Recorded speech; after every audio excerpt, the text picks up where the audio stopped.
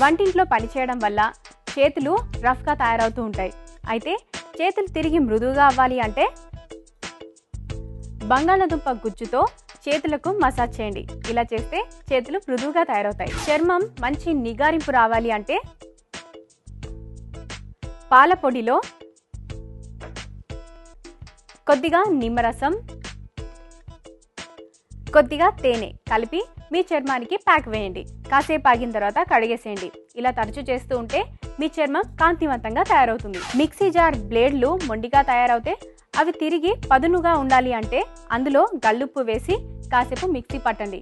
ఇలా చేస్తే వాటి బ్లేడ్స్ తిరిగి షార్ప్ అవుతాయి. దుస్తులపై గమ్ మరకలు లేదా జిగురుతో మరకలు అయితే వాటిని ఐస్ క్యూబ్స్తో ముందుగా రుద్ది ఆ తర్వాత ఉతికేసేయండి. ఇలా చేస్తే జిగురు మరకలు త్వరగా మాయమైపోతాయి. వారానికి ఒకసారైనా ఆల్మండ్ ఆయిల్తో బాడీ మసాజ్ చేస్తే ఒంట్లో ఉండే వేడి తగ్గి ఆరోగ్యంగా ఉంటారు. దుంపకూరల్లో వేయించి పొడి చేసిన జీలకర్ర కనుక వాడితే అది జీర్ణశక్తిని పెంచుతుంది.